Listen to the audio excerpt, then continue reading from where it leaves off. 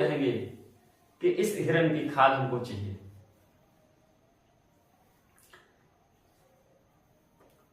मारीच ने विचार किया, अगर मैं इसकी बात नहीं मानता हूं रावण की, तो ये तो मुझे मार देगा, और वहां जाऊंगा तो वहां भी मृत्यु मेरी हो जाएगी, तब दोनों तरफ से मेरी मृत्यु निश्चित है। इसलिए क्यों न भगवान के पास जाकर ही अपने प्राण को छोड़ूं। उनके पास अगर मेरी मृत्यु होगी तो मुझे सदगति मिलेगी, और इनके द्वारा अगर मुझे मृत्यु हुई अर्थात रावण के द्वारा, तो मुझे सदगति नहीं मिलेगी। मारीच ने विचार किया और कहा, क्या? हरितब मारीच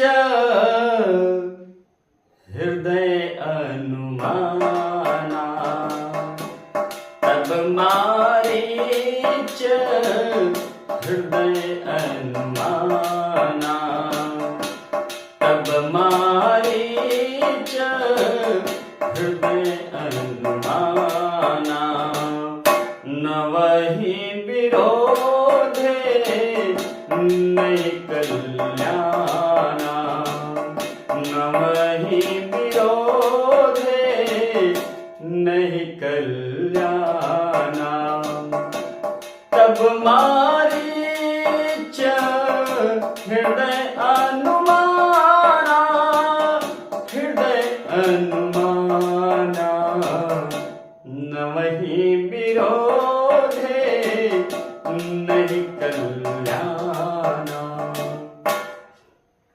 मारीच ने विचार किया हृदय में कि 9 लोगों से विरोध नहीं करना चाहिए। बिल्कुल, जब हम अच्छी बातों को सुनेंगे, धर्म की बातों को सुनेंगे, संतों के मुख से अच्छी बातों को सुनेंगे, तो जरूर हमारे जीवन के लिए लाभदायक होगी।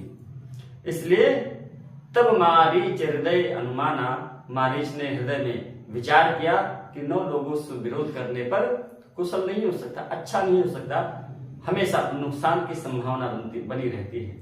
इसलिए उसने उदाहरण दिया, क्या?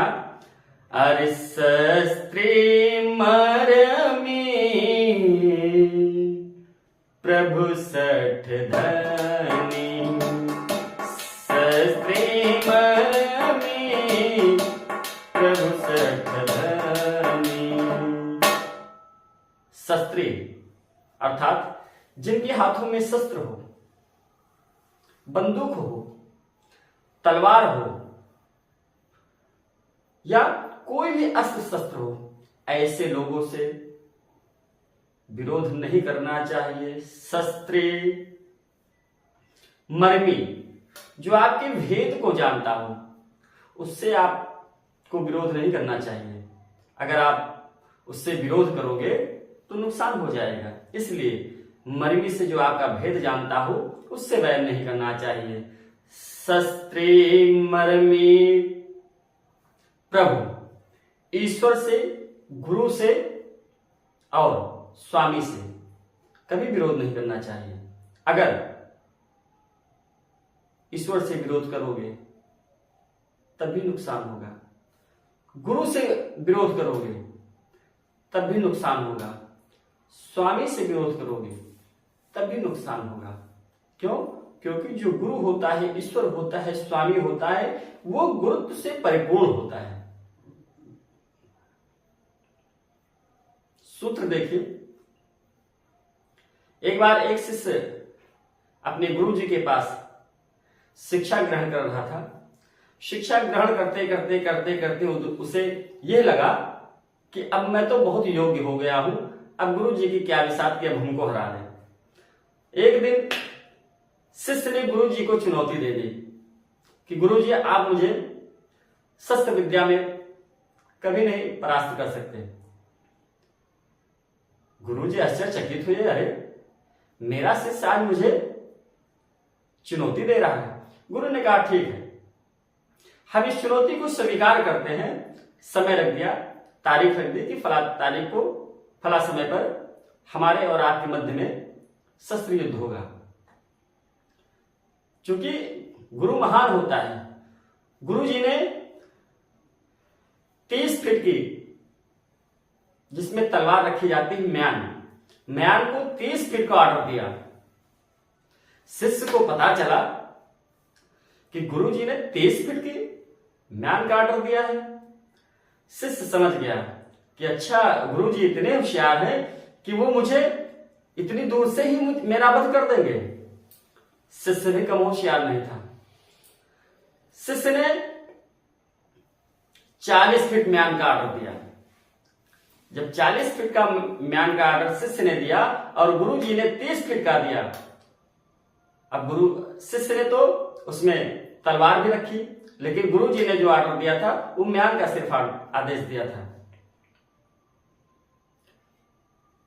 गुरुजी ने अपनी म्यान को मंगवाई और शिष्य ने भी अपनी म्यान सहित तलवार को मंगवाई।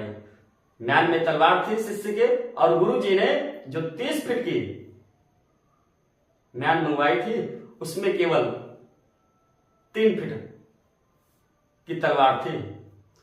और जैसे ही युद्ध शुरू हुआ, अब शिष्य ने तो 40 फीट की मंगवाई थी, तो कई लोग मिल करके शिष्य के म्यान सहित तलवार को उठा रहे थे।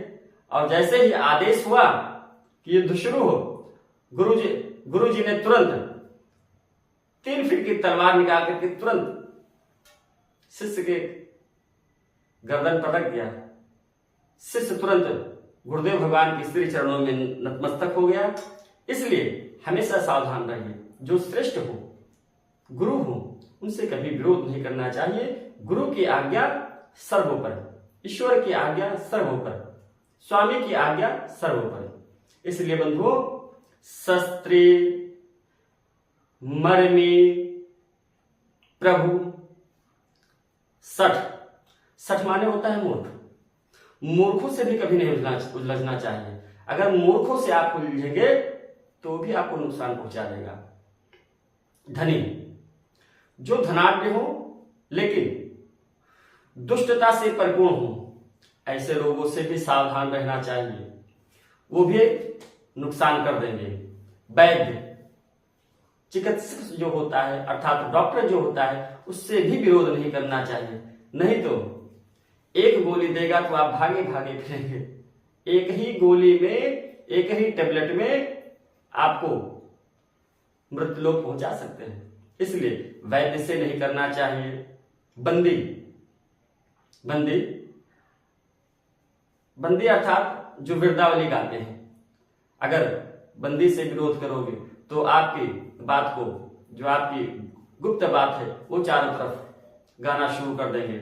और फिर है कवियों से भी नहीं उलझना चाहिए। नहीं तो आपके नाम की पंक्ति बना करके, आपके नाम पर कविता बना करके चारों तरफ वो दुष्प्रचार करेंगे। और भानस गुनी अर्थात रसोइया से भी विरोध नहीं करना चाहिए। नहीं तो कभी नमक तेज कर देगा, कभी मिर्चा झोंक देगा, और कभी कभी कुछ भी मिला देगा तो सीताराम भी हो जाने की संभावना है। इसलिए 9 लोगों से कदापि विरोध नहीं करना चाहिए। लिखा भी है, अरे तब मारीच हृदय अनुमाना, तब मारीच हृदय अनुमाना, नवहि विरोधे नहीं कल्याणा, शस्त्री मर्मी प्रभु सठ धाने, शस्त्री मर्मी प्रभु सठ धाने, वैद्य बंदे कवि भानस गुनी, वैद्य बंदे कवि भानस गुनी। इसलिए आप सभी से आग्रह है कि आज के इस प्रसंग को आप सभी ने अच्छे से सुना। इस नीति वाक्य को हमेशा ध्यान रखें। अपने मन को, हृदय को हमेशा अच्छा रखें। बहुत बहुत धन्यवाद। सादा जय श्री राम।